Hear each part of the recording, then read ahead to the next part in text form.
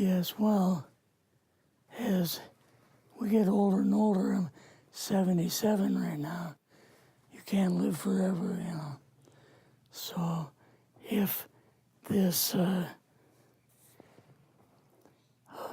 procedure I'm going to have to clean the blood doesn't work, then I've got probably a few more months to make it before my kidneys shut down, you know.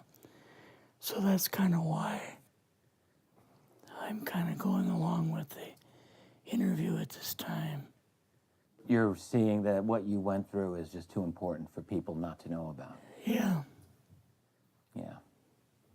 Can you just, can we start at the beginning with your military career and just walk through what exactly your experiences were? Was drafted into the military and got into the U.S. Army.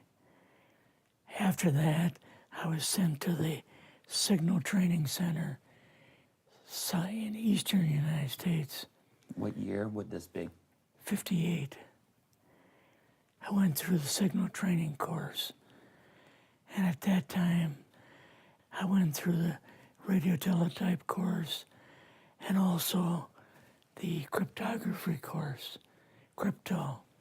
They had 5 instructors that were getting out of military service. So they pulled the top 5 students, and I was 3rd in the class. So I got pulled as an instructor. Now, were you at this time also working yet for CIA? No. Not yet? No. After one day, my boss came to me, and he said, how would you like to, make some extra money? And I said, oh, money is good. So he's explained to me that he could put it through, would have to get a top secret White House Q clearance for the job, And I thought, boy, must be a pretty exclusive thing, And I said, well, what is this? And he said that I'm director for the CIA for Eastern United States, And I said, oh, I didn't know that. And he said, you weren't supposed to. After about 6 weeks, my security clearance came through, and I got my CIA card. It was an ID card, like a credit card, where I could just go up to the door and slice it, walk right in. And my name at that time, I used a artificial name too. Never used my real name. I started working with him on the project he was on, and that was Project Blue Book, which was kind of partially a fraud. You're saying some of the Blue Book cases were, Yes. were completely fictitious? Yes. But the cases that we got came from, I think it was Fort Belvoir, Maryland. Fort Belvoir? Yeah, and it didn't come from the Pentagon, or it didn't come from CIA headquarters. But we would get reports about a certain sighting that they had in Mexico or Italy or something like that. And then we had people that would follow through on it, that would go out and interview the people to see if they were nutcases or if it was real, So they'd be going overseas frequently? I wasn't, but I always stayed statewide. But the people we had working with us from the CIA would do that. We would get like a new report probably a couple times a week. I was coming into the Army fresh off the farm, so I really didn't have much knowledge of anything, but my boss filled me in on Project Blue Book and what they had found so far. as far as grays and aliens and the Roswell incident. How did you feel when this first got dumped on you? When you first learned about this? I was just kind of overwhelmed with all of this, you know. And I said to him, I don't know if I'm going to be able to be a judge of this type of thing. What's real, what's not, when I don't have much knowledge of it, you know. So... What did he say? He said, well, we have to build the information as we go, and you'll see how this thing is working out.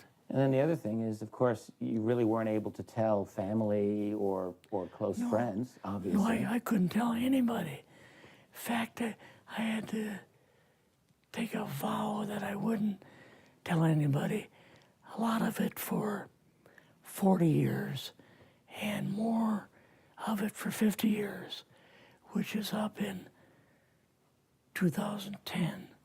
You're doing all this crypto work, you're looking at images, photographs, video. It's 1958, maybe the fall of 58. What happened after this? At that time, the Project Blue Book thing kind of went pot, you know.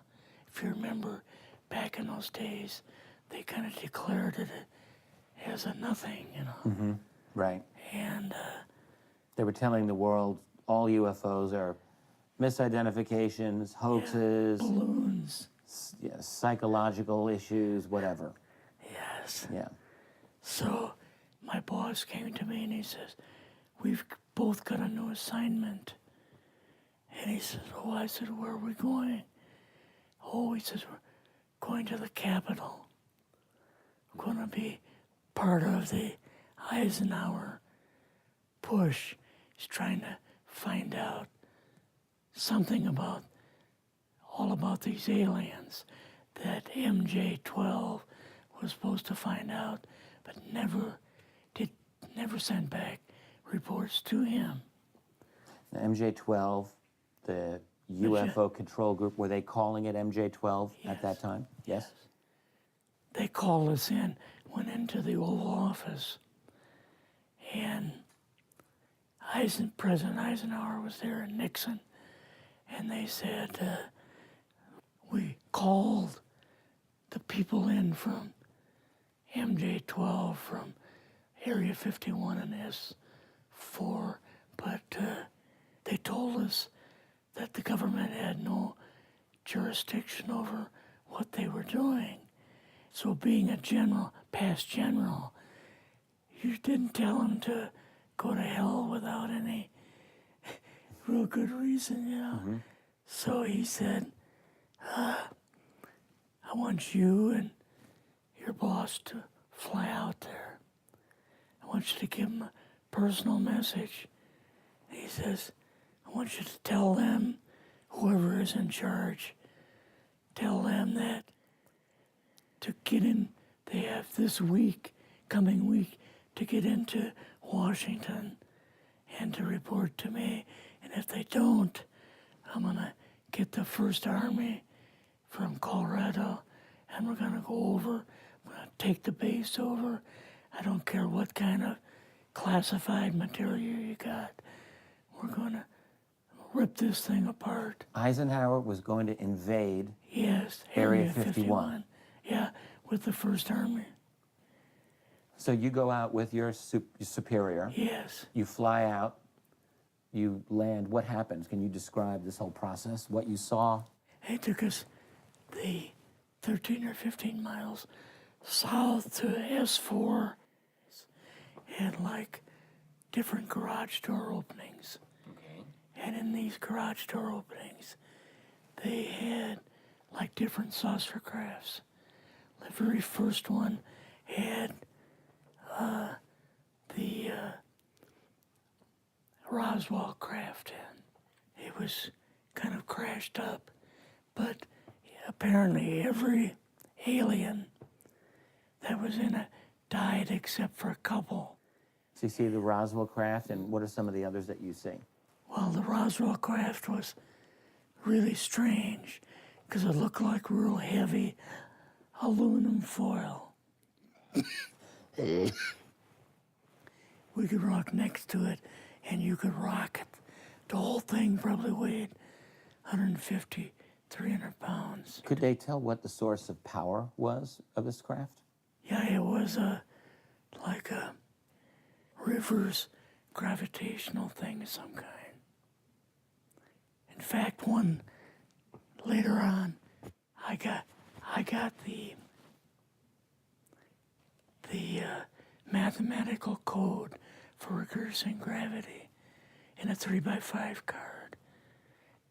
I guess there are different types of grays and so on. How did you see that evidence? Well, at the later on at S4, we viewed the autopsy film, and then the colonel said, "What we've got in here is we're interviewing a gray alien." All right, right there. How did you feel at that moment? Well, I thought, boy, we had no idea we were going to see the real thing. All we saw was film. You had to have a little bit of heart racing at that Yes. moment. My boss was able to go in and had like a partial interview with him. So what did this gray alien look like? Could you describe him a little bit? This one looked a little bit oriental. So I'm just wondering if it looked almost human, what about this didn't look human? No, it didn't look human as far as the skin tone and basically the shape of it and the size. How was its head size compared with a normal human, for example? Brain was kind of a little bit bigger. And some of the nose was very, very small. And the ears were just like holes. Mouth was very small. Now, why were they bringing you out here at all, anyway, to see an alien? What was the point? To go back and tell the president they actually had one.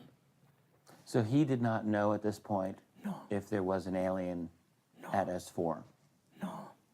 What did you do then at Area? Were you done, or did you have other things to do at Yeah, so S4? basically we were kind of done, went back to Area 51. They took us into the main building, and there we saw a U-2, which of course we didn't know existed.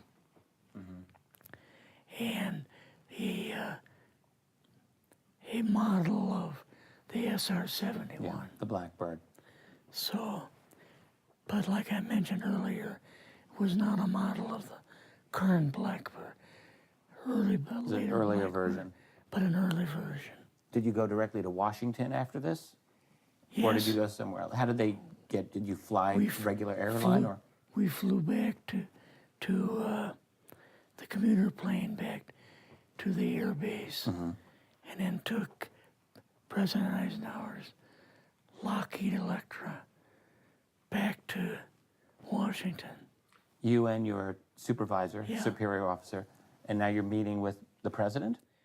Yes. Can you describe this? Well, we met with him in, the second story of the old OSS warehouse building. And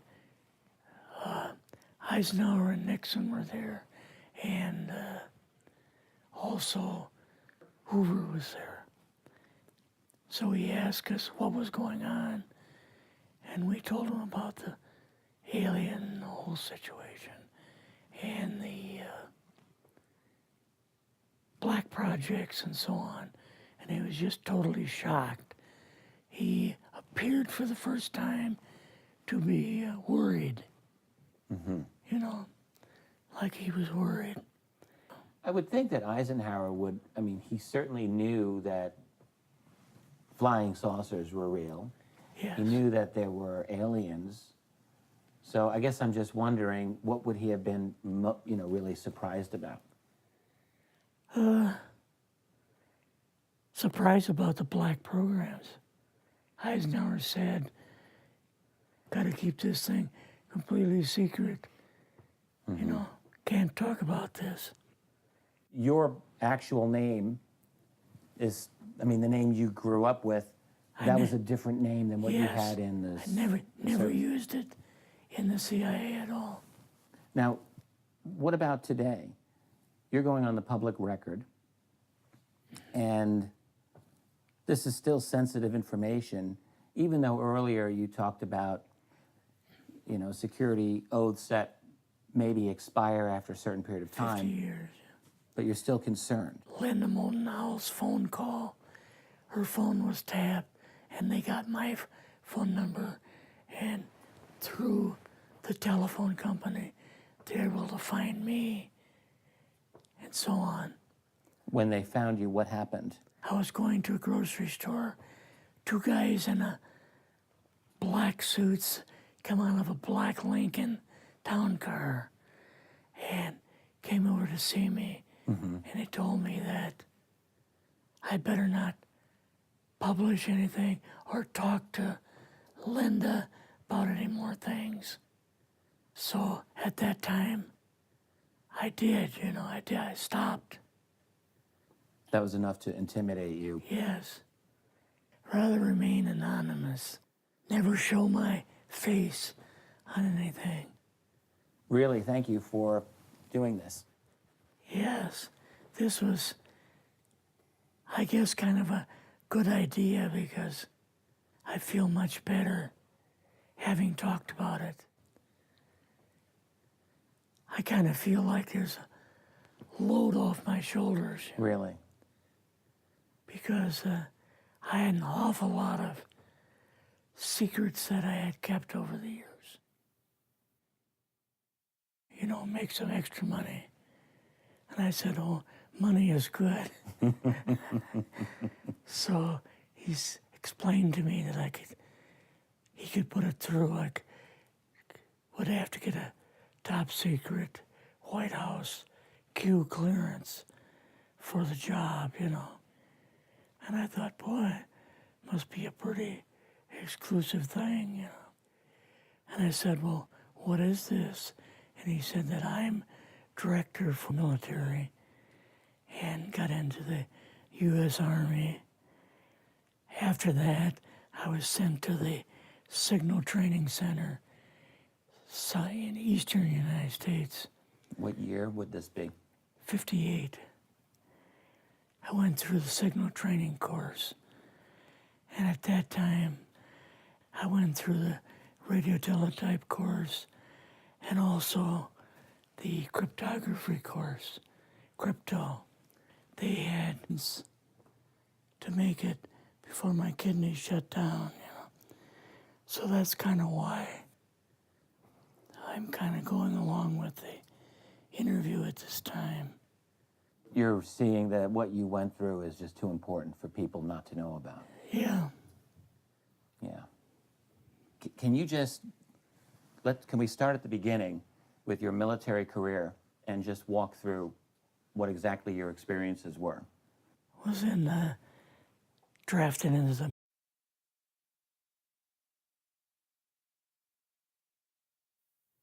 Yes, well, as we get older and older, I'm 77 right now. You can't live forever, you know. So if this procedure I'm going to have to clean the blood doesn't work, then I've got probably a few more months, 5 instructors that were getting out of military service. So they pulled the top 5 students, and I was 3rd in the class. So I got pulled as an instructor. Now, were you at this time also working yet for CIA? No, Not yet? no.